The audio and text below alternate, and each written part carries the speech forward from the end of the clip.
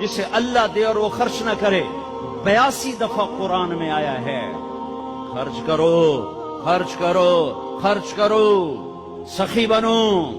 اللہ کی سخی سے دوستی ٹوٹتی نہیں اور کنجوس کے ساتھ دوستی لگتی نہیں۔ عبید اللہ بن عباس اہل البیت، ان کی سخاوت کے چرچے تھے۔ کسی نے پوچھا آپ نے اپنے سے بڑا سخی بھی دیکھا ہے؟ کہنے کہ ہاں دیکھا ہے۔ کہاں؟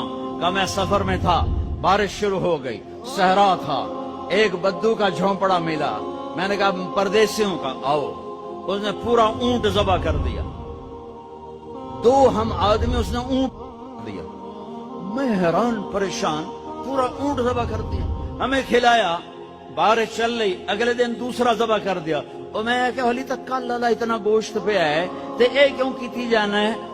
میں پرانے نو کدی بیا گوشت نہیں کھوایا تازہ، میں نے مہمانوں کو کبھی بس کھلایا۔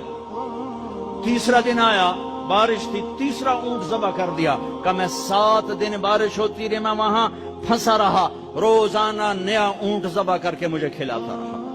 انہیں کتنا کھاونا ہے؟ 1 سیر 2 سیر، کہ بس یہ ہم سکھا لیں گے۔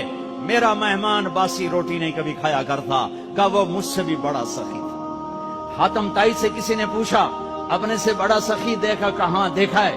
ایک رات سفر میں تھا، رات ہوئی، ایک نوجوان بدو کے گھر اترے، اس نے بکرا ذبح کیا اور اس کا گوشت بنایا، اس کی سری لایا تو میرے منہ سے نکلا سری بڑی بڑھیا بنی ہوئی ہے۔ اس کے بعد ہمیں نہیں پتا، اور اس سریاں لا کے بھون کے کھلاتا رہا کھلاتا رہا کھلاتا رہا۔ جب صبح ہوئی تو ہم نے دیکھا 100 بکرے ذبح کر کے ہمیں کھلا دیے تھے، کل کائنات اس کی 100 بکرے تھے۔ میں کہا ایک ہی کی تھی، پرانے دا شوق تو پورا کرنا ہے نا۔